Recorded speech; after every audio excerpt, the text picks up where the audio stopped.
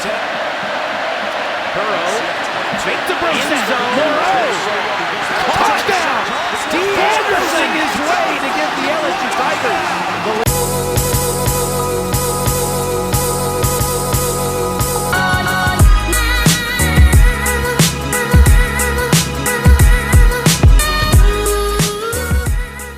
What's up, guys? Welcome back to another Top 25 Breakdown. Today, we have number 6 LSU staying in the SEC just for number 6. Number 5 is Notre Dame, but we'll get to them here soon.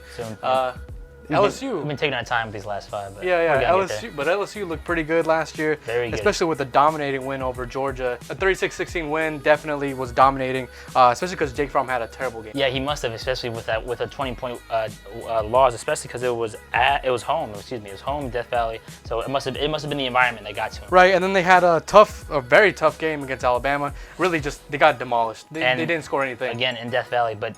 What's more upsetting to me was that you can't really be a top program in the SEC and then host Alabama and not score any points against a great team. I understandably so. Alabama's an amazing team, but you gotta put some points on them, especially if you're the home team. And that just shows how dominant of a team Alabama is, and they will be here on out. So. Right, and especially because they had so much momentum and hype going into that game because they beat Georgia very soundly, and then just kind of put a goose egg on the board against Alabama, which was really kind of disappointing to a lot of the fans and just college football fans in general just to watch that game.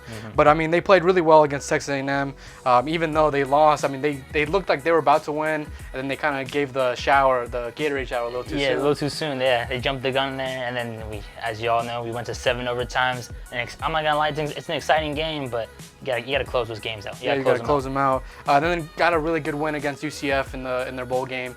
I mean, UCF kind of gave them a challenge.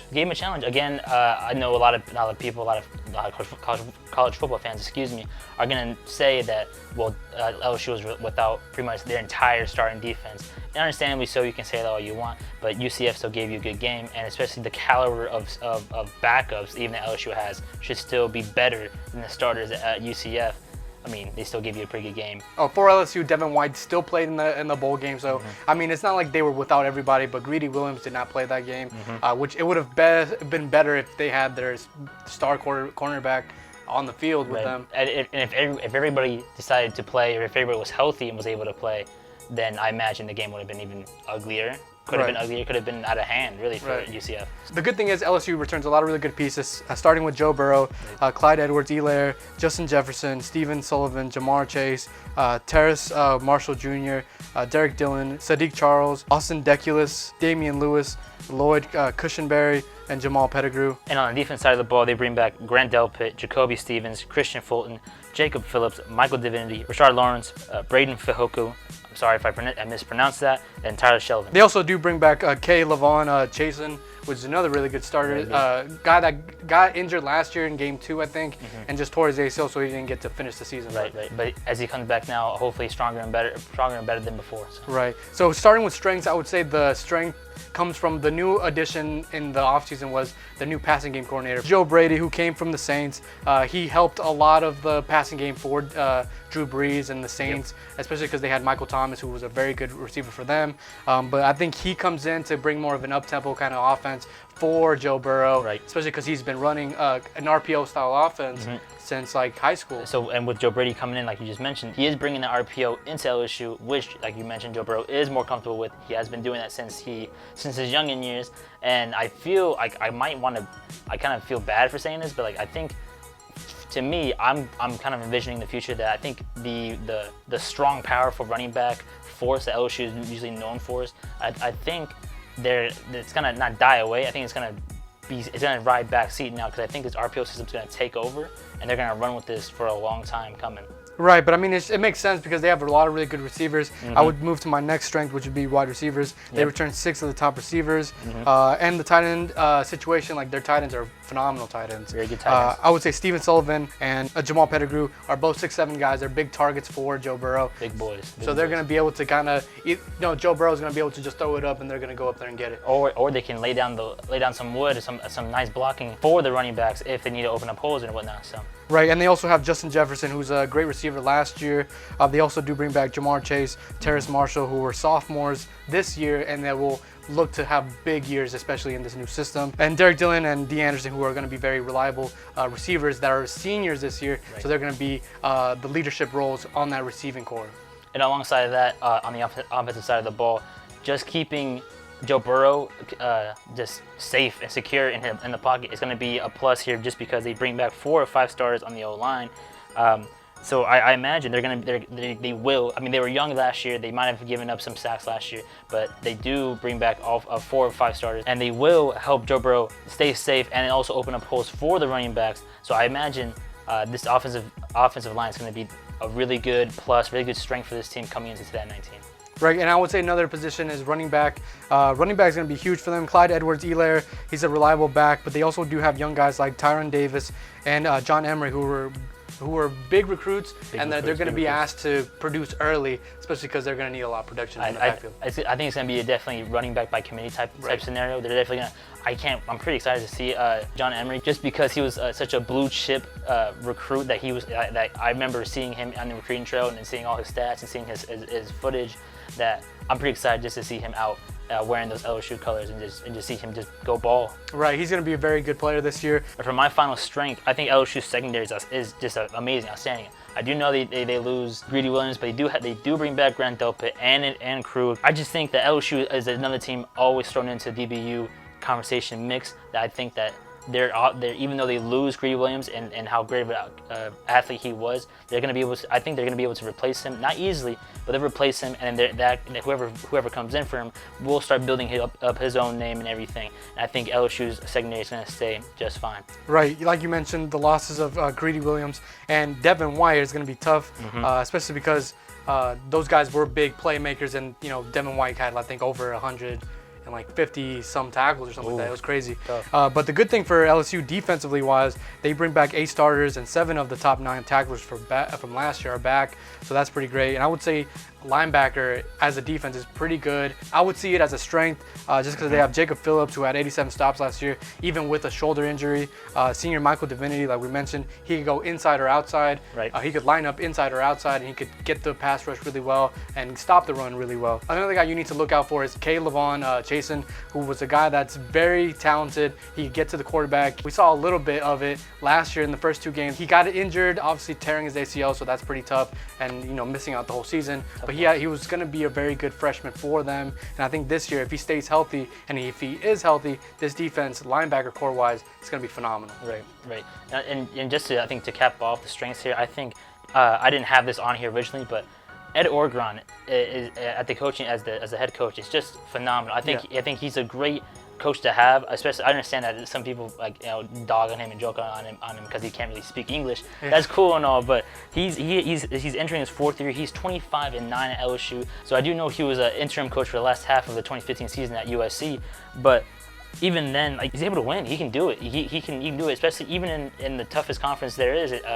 Many people may say that it's the toughest conference there is in the SEC, and especially in the SEC West alongside Alabama. Yeah. So Ed Orgeron is a definite plus for this team. I think he's great for this atmosphere, and I think he's going to be able to achieve the goals that were set above him by the AD. Yeah, the great thing about Coach Ed is basically he's making USC look bad by not hiring. Yes, 100%. I think that's one thing that when you see how he was at USC, you saw that there was glimpses of him being a really good coach, and I think USC not taking the chance on him is definitely backfiring now, because he's done a good job of recruiting, playing well, getting his guys ready for big games. Even if the Alabama game was tough, I mean, it's Alabama. It's Alabama. Alabama. They're going to be, it's all you need. That's all the explanation you need, especially if you're a college football fan. It's Alabama. And they're gonna pretty much destroy anybody in their way if need be. So. Yeah. But moving on to concerns, one of my concerns would probably be offensive line. Last year they finished 2nd to last in the SEC in sacks, and they allowed way too many tackles for loss against some teams that weren't even that good, and it was really hard to see that, especially because they can be better. And that's where I think they will be much improved in 2019. this offensive line should be much improved, specifically because they've had all offseason, all summer camp, fall camp, spring camp to kind of just work and mesh together. And also I think the new passing system will work.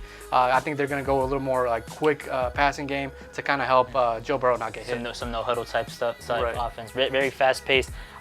My only concern for this team really is just going to be the scheduling. Just because I already mentioned before, they're in the SEC West. They're going to be put up against the best competition there is in college football, in Alabama, in Texas A&M, or they see a good Auburn team. So they're going to be seeing tough opponents year in and year out. And it's just one of those things where like you can't avoid the schedule and you can't knock the schedule because the schedule is always going to be tough and it's always going to be a concern on a team like this. Right, and we mentioned schedule. Let's move to the 2019 schedule. Like you mentioned, they have some tough games. I would say the first toughest test is at Texas in week 2. I think that's going to be a very big anticipated game just because we get to see if Texas is really back and if LSU is ready to take that next step to kind of competing for the SEC. Right, and it is at Texas, so it's going to be a true road test for this team. And I'm thinking they might be able to pull it out handily. Right, but then after that they have Northwestern State, and then at Vanderbilt, and then a bye. Utah State, Florida, I think will be the biggest test for the SEC schedule-wise. Right. So how they play against Florida will definitely determine how the whole season works. That game will definitely set the tone for the whole season for the rest of the SEC schedule. Yep. And then they have at Mississippi State, Auburn, a bye, at Alabama. Now the at Alabama game will be very key just because it's at Alabama, but they have 2 weeks to prepare. You have 2 weeks to prepare. So we'll see how this team is looking against a very highly touted team. Then after that, they go to Ole Miss, Arkansas, and then Texas A&M. And then we saw what last year was against Texas A&M, 7 overtime. So hopefully that doesn't happen again, and we get like a definitive winner quickly. Right. But looking at the schedule, what do you think the worst case scenario is for this team? Worst case scenario, I'm thinking, and I'm gonna get beat up for this. I think it's gonna be 8-4. That's worst case scenario. Again, let me repeat that: worst case scenario. If shit hits the fan for this team, this is the worst they will do in the season. This team has a lot of talent, and they have great coaching. They're gonna win their games. 8-4, I think, is the lowest they'll go in this 2019 season. I think they can. There's a possibility they can lose to Texas. They can lose to Florida, Auburn. I think they will lose to Alabama because it is at Alabama, and I think they could lose the Texas A&M game as well. But I'm not saying that's definitive that's going to happen. I think this team just, if nothing gets sparking, I think 8-4 is the lowest they go. Right. I feel like my worst case scenario would be 9-3. That's if injuries, kind of like if Joe Burrow gets injured. This team is still good enough to get past a lot of these teams. Right. Even without Joe Burrow, but with Joe Burrow, this team can be very dangerous. And I think that's when you get into the most likely, and that's where I think most likely they will go 10-2. I think this team is very good, Right. Especially because I think they'll have their schedule isn't terrible, but it's manageable, especially because you got 2 of the toughest road games, which is at Alabama and I would say at Texas. One basically at the very beginning, and one towards the end. Those 2 games are very key for the season. But what do you think most likely is? Most likely, I was in between 9-3, 10-2, but I was leaning more on 10-2 because I'm pretty certain they're gonna lose Alabama. I feel it in my heart of hearts. I just don't see LSU beating Alabama, especially because last year LSU hosted them and didn't score any points. Now I understand they have 2 weeks to prepare for Alabama now, but they're going to Alabama, very hostile environment. I think they lose the Alabama game, and I think they might even drop the Auburn game even beforehand, because we all, I mean, I'm sure you know, and we all know that Auburn it might have one of the best, if not the best, defenses in the SEC coming this year. Right. So they could drop the Auburn game, or they might drop a Florida game if Florida really starts to pick it up, even after a kind of sloppy performance in week 0. Right. But what do you think best case scenario would be? Best case scenario, I think this is 11-1 team. I think this team can do, and the thing is though, even though it's best case scenario, I think this team is capable of going 11-1, but losing Alabama. And with that loss to Alabama, they don't go to the conference championship game. Right. But this team can go 11-1, get a New Year's Six bowl, and maybe slap the team in the New Year's Six bowl, whoever they play against. But right. I think best case scenario is 11-1 as well. I think that their only loss will probably come to Texas. I think Texas will be early. I think the committee will get past that. And I think they beat Alabama at Alabama. And I think they get to the conference championship game, and then they beat whoever it may be, whether it's Florida or Georgia. Right. And I think they get a spot into the playoff. This team is very good. They have a much improved passing game, should be a much improved passing game, and a run game, and a defense. I think when you have a strong defense, I think that like it opens up a whole bunch of things for your team to do. Right. And this team looks like it could be very dangerous this Right, year. and if like you were just mentioning about the defense, if your defense is that great, you have that safety where like maybe we can get a little more risky on the offensive side of the ball Right. if our defense can hold teams back and hold them from scoring. Right. This SEC West is definitely very talented. We have Texas A&M, Alabama, LSU, Auburn, teams that can compete, teams that can really kind of contend for the SEC championship, and we can see what that happens this year. And a possible playoff berth, because we all know if you win the SEC, you're going to the playoff most Right, likely. exactly. Well, thanks guys for watching this video. If you guys liked it, give us a thumbs up, subscribe because it helps us out, and comment below. Tell us what you think of LSU and can they beat Alabama this year. Yeah. Thanks guys.